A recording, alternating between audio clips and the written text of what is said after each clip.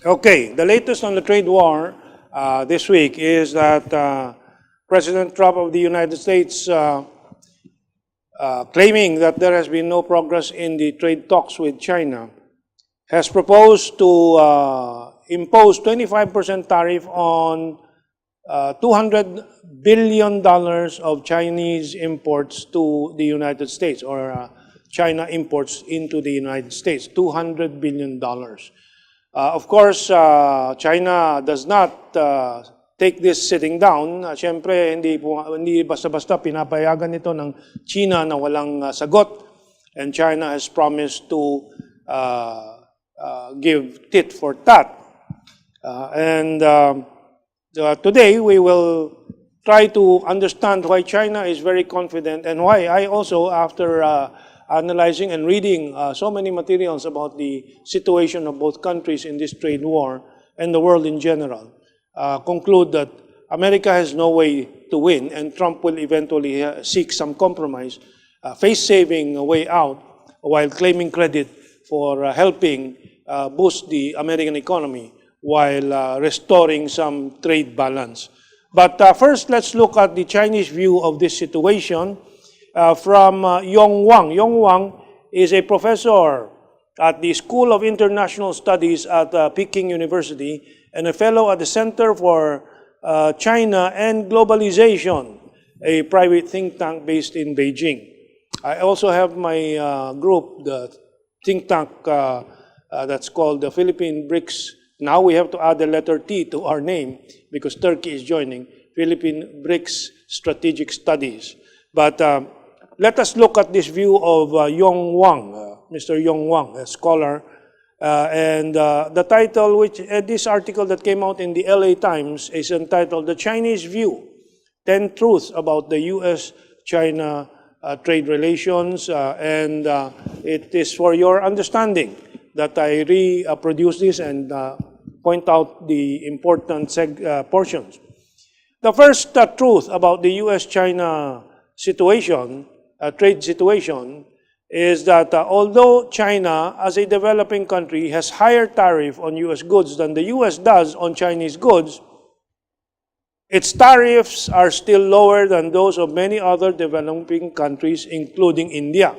So, mataas nga ang taripa ng China para sa American goods going to China kaysa doon sa taripa ng mga produkto ng China pumapasok sa US because China is still classified and accepted even by the US as a developing country. Although mayaman na, pero marami pa rin, daang milyon pa rin ang mga mahirap kaya classified as a developing country. No?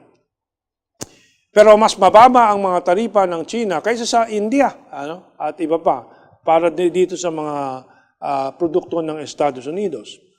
The second truth is, the next slide, as for goods coming into the U.S., American importers are not stupid either. No one is forcing them to buy Chinese goods. Inexpensive Chinese imports have helped the U.S. middle class.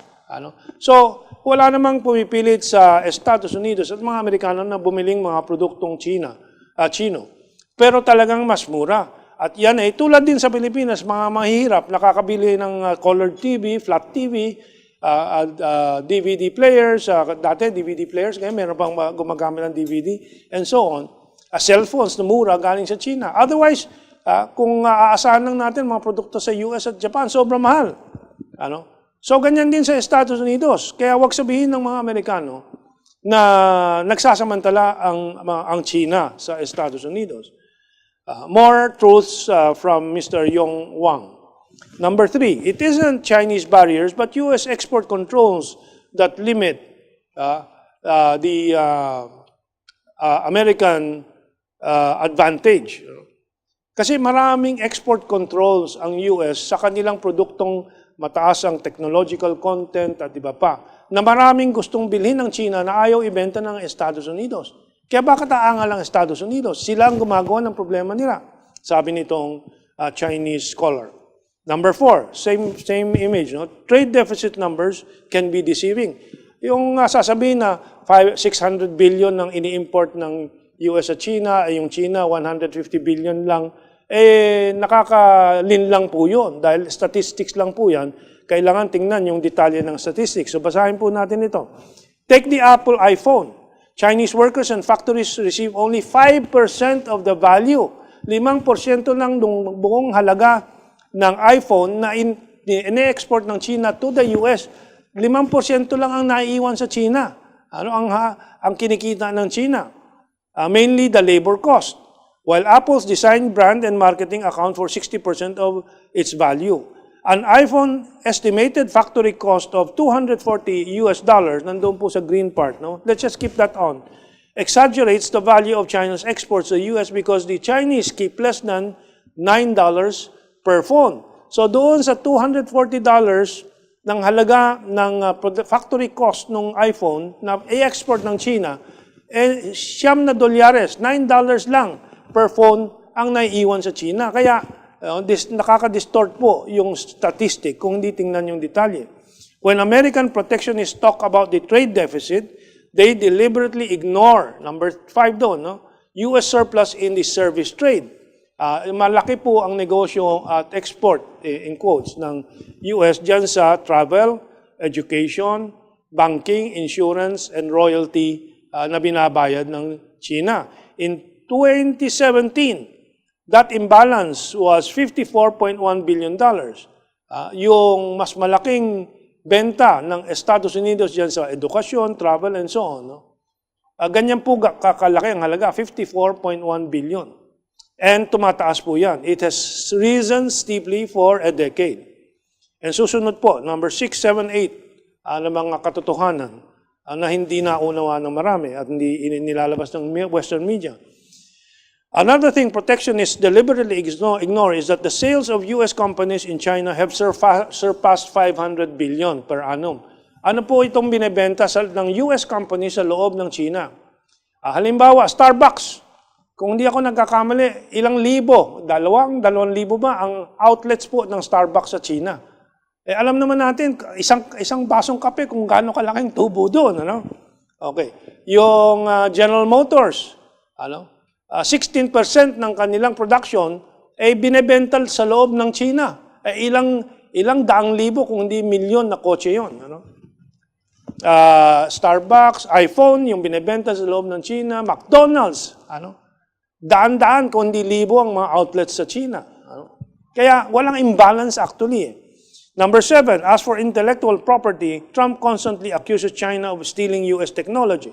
In 2017, China's external payment of intellectual property fees reached $28.6 billion. Ganyan po kalaki ang binabayad. Noong 2017, yun ang binayad ng China sa intellectual property sa mga American companies. 15 times more than when it joined WTO in 2001. U.S. intellectual property owners are the biggest beneficiaries. Number 8, accusing Chinese firms of forced technologies transfer. Yung pinipilit daw ng China na ilipat, number 8 doon, yung mga teknolohiya. Alam po ninyo, ganyan din naman ang ginawa ni Marcos, ganyan din ang ginawa ng Taiwan, ganyan din ang ginawa ng Japan, ganyan din ang ginawa ng South Korea. Gusto niyo magbenta sa aming bansa?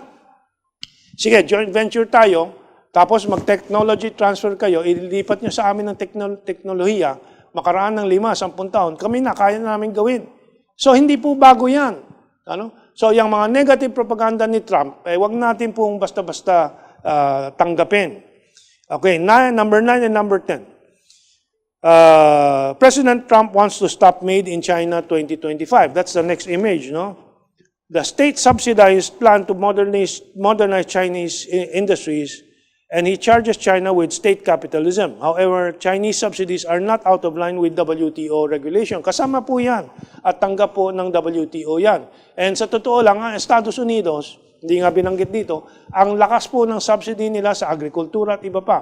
Kaya ang Pilipinas po, tayo ay nag-import ng kanilang wheat o trigo kasi napakamura at meron silang programa na binibigay sa atin na halos libre to subsidize their wheat industry in the U.S.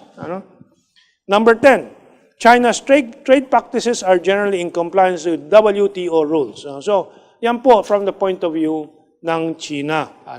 Kaya iba po ang intensyon at makikita niyo mamaya, you will see the other intention of Trump and the United States. And we will reveal this in the latter part of our discussion. But there is another important article that I want to bring to your attention. And this was written just a few days ago by Joseph E. Stiglitz, Nobel laureate in economics and Nobel Prize winner yan po, no? Professor at Columbia University and chief economist of Roosevelt Roosevelt Institute. At the same time, si Stiglitz din po, yung litrato sa liit, sobrang maliit yung description, that's why I had to read it. Si Stiglitz, deputy din dati sa IMF, no? International Monetary Fund. Anyway, yung kanyang artikulo ang pamagat, the US is at risk of losing a trade war with China. Namimiligro ang Estados Unidos na matalo dito sa trade war. At ito po ang mga dahilan niya. No? These are the reasons Stiglitz wrote in his article, the US is at risk of losing a trade war with China. Ano po ang mga sabi niya? First, macroeconomics always prevails. Yung nasa taas po, no? If the United States domestic investment continues to exceed its savings, it will have to import capital and have a large trade deficit. Worse, because of the tax cuts enacted at the end of last year, the US fiscal deficit is reaching new records. Now, that maraming technical terms yan. Yung iba, hindi maintindihan po yan, and we don't have that much time to expand on it. Yung second line po, magiging malinaw. The US has a problem. It's not with China. It's at home. America has been saving too little. Let's flash that again, the same image. No? Yung second line doon. The US has a problem. It's not with China. It's at home. America has been saving to... Kulang na kulang ang kanilang savings, yung mga iniimpok, yung mga iniipon. Kaya utang lang ng utang. At yung consumer debt nila, yung ginagastos nila, ay mas malaki pa yung utang ng mga nagko-consume, yung mga consumers, kaysa doon sa savings nila. Kaya pag ginagamit yung mga macroeconomic terms like investment, ibig sabihin yan, yung ginagastos, investment continues to exceed, lumalampas sa savings, walang paraan ng Estados Unidos na umunlad. Tapos nagbigay pa si Trump ng tax cut. Babawasan ng taxes, di lalong lalaki ang pangungutang ng Estados Unidos. And the third line, as demand for Chinese goods decreases, halimbawa, tataasan ni Trump ang taripa, yung sa ilalim. So, tinataas niya ang taripa, di bababa ang exports ng China sa US. Sabi, kung ganyang mangyari, renminbi, yung pera ng China, exchange rate will weaken, hihina. So kung humina, mas magiging mura naman ang produkto na galing sa China. So, mas malaking magiging demand kahit may taripa ng Estados Unidos sa Chinese goods naman. Even without any government intervention. This will partly offset the effect of US tariffs. At the same time, it will increase China's competitiveness with other countries. So, bababa ang presyo ng mga produkto galing sa China dahil sa taripa ng Estados Unidos. Lalong magiging competitive. Mas lalakas naman ang benta ng China sa buong mundo dahil bababa ang presyo ng mga produkto galing sa China. So ito yung vicious cycle para sa Estados Unidos. Patuloy si Stiglitz sa kanyang sinulat. China has more control of its economy and has wanted to shift toward a growth model based on domestic demand rather than investment and exports. Talaga nasa plano na ng China na yung kanilang ekonomiya ay palalakasin sa pamamagitan ng konsumo sa loob ng ekonomiya nila at hindi po sa exports na.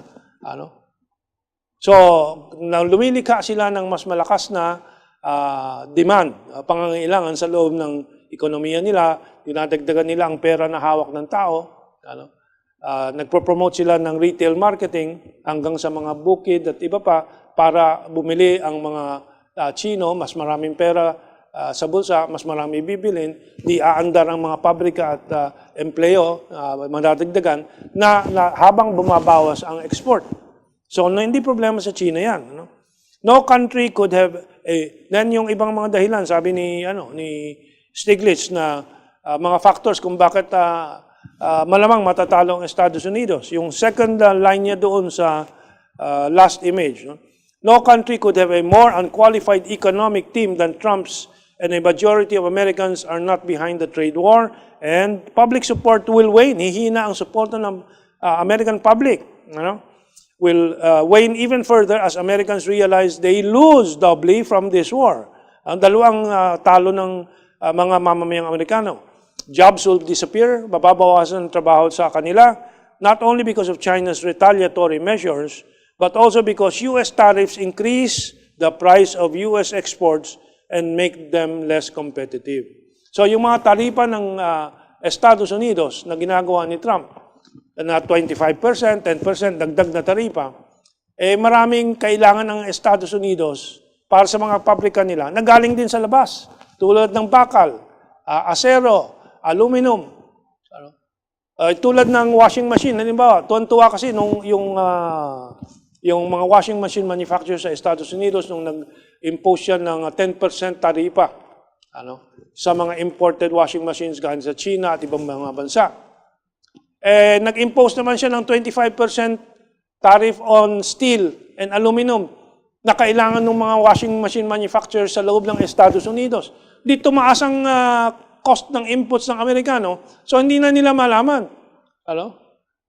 Masaya sila dahil tumaas ang presyo, pero hihina naman ang bili ng mga Amerikano sa sariling Amerikanong produkto nila. Tapos, tumaas naman yung mga sangkap nila para gumawa ng washing machine, yung bakal, yung aluminum. So, suma total, talo pa rin sila. So that is why Stiglitz is saying the U.S. is at risk of losing a trade war with China. Pero ano ba talaga ang laro ni Trump at ng Estados Unidos? Huwag natin kalimutan. What's the real game of America and Trump? Well, we have to bring in now this development. The Trump-Putin summit that kicked off in Helsinki just a week ago. So it was a very happy event for Trump, and so they're hoping that this will break the ice. The two leaders begin closed-door talks in a much-anticipated summit held in the Finnish capital, Helsinki. Now, this is the angle, and Kissinger, the grand statesman of American foreign or diplomacy, this is from Sputnik, the Russian alternative media magazine or site. Kissinger's secret ploy why Russia won't become U.S. hammer against China. Yan ang sagot ng Sputnik to the plot of Kissinger. Ano bang plano ni Kissinger? Ito po. The new grand design, as attributed to Kissinger, resembles his famous master plan to drive a wedge between Moscow and Beijing in the 1970s, when he served as President Richard Nixon's national security advisor. This time, the geopolitical consultant dubbed Nixon's diplomatic maestro by the Financial Times is allegedly seeking to throw sand into China's gears by cozying up to Russia. Gusto niyang gawin yung ginawa niya noong panahon ni Nixon, 1970s, na nakipagkaibigan ang Estados Unidos sa China para maihiwalay, mahati ang China sa Russia. Yan ang plano. So ang target ay China pa rin. Target ng trade war ay China, at itong diplomasya ang China. Tuloy natin. From Kissinger, from this reaction to Kissinger from a Russian economist and Sputnik contributor. Ano sabi nitong si Ivan Danilov, a Russian economist and Sputnik contributor, presumed that it would be a serious error for Russia to team up with the United States in order to contain China. To illustrate his point, Danilov referred to Ukraine, which was turned, according to the economist, into nothing short of an anti-Russia battering ram by the Obama administration, kung matatandaan nyo. Plus, additionally, sabi dito, according to the economist, si Danilov, those who strike historic deals with the United States run a colossal risk, since any agreements concluded by one administration could be easily broken by a successor. And that is, yun ang nakita natin sa TPP at maraming kasunduan ng Estados Unidos, binabali po nila pagpalit ng administrasyon. Nagiging dahilan, yung madaling dahilan, yung pagbabago ng administrasyon para mabali yung mga usapan nila. Kaya hindi maasahan ng Estados Unidos. Yan din po ang nangyari sa Iran. Kasama ang Estados Unidos, ng European Union, China at Russia para magarantiya yung kasunduan sa Iran. Natitigilan ng Iran na pagpapatuloy ng paggawa ng nuclear weapon kapalit ng pagtanggal ng mga economic sanctions ng United Nations laban sa Iran. Nagkasundo lahat. Biglang natalo si Obama, si Trump pumasok, binasura ang kasunduan. Paano ka makikipagkasunduan sa isang bansang ganyan? Kaya sabi nitong mga Ruso, huwag kayong umasa na kami kakagat dyan sa pinapaing ni Trump na pagkakaibigan sa Russia para iwanan ng China. Hindi po gagawin ng Russia yan. At sigurado po tayo, dahil hindi naman bobo ang mga Ruso, natututo din yan sa kasaysayan. Well, doon sa loob ng Estados Unidos, patuloy sila naman sa politika nila. Si Hillary Clinton, binabanatan po yung Trump-Putin Summit. Walang kasiguraduhan sa Estados Unidos, kaya mahirap po magkaroon ng pakikipagsundo dyan. So, ang mundo po ay nasa gitna ng Estados Unidos at China. Alin isa ba ang maaasahan? Alin isa ba ang talagang maaasahang kaibigan? Alin isa ba ang pwedeng maasahang kasama sa pagpapaganda ng mundo natin? Dito po, philosophical question ng mga dalawang sibilisasyon. Ano ang attitude ng Estados Unidos? Ano ang attitude ng China? And this is our final point. May artikulo rin itong si Nathan Gardels. I'm not sure the last letter.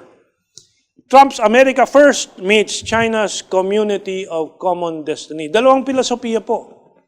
Yung larawan po dyan, si Andrew Jackson, American President, na unang nagsabing America First. Doon sa kanan po, si Chinese philosopher, nakalimutan ang pangalan, hindi ko memoryado. But anyway, we will take a look a little later if we have time. At siya po, 3,000 years ago, sinasabi niya, Tianxia, meaning philosophing Tianxia, all under the heaven. Ito po ang quotation na ating nilagay po. We have 1 minute to go, so we'll breeze through this. The philosophical basis of the Tianxia concept, Zhao explains, Zhao King Yong ata, the name, I should have written it down. In the Confucian notion of live and let live that seeks to minimize conflict instead of maximize self-interest. For Zhao, such a mode of coexistence is the most rational formula for peace and stability. In today's diverse world, a Tianxia peace for our hyper-connected, interdependent world would have to be built on the broader foundation of a compatible universalism that includes all civilizations, not an exclusive unilateral claim of one civilization to universality. Hindi po yung America first, kundi tayong lahat ay first, all under the heaven. And again, uulitin po natin yung column po ni Michael Alunan na ilalabas natin ulit ngayon. China offers Tianxia philosophy to unite the world. And ayan po. And ASEAN is now under China's Tianxia. Maraming salamat po. And may we all live as one under the heavens.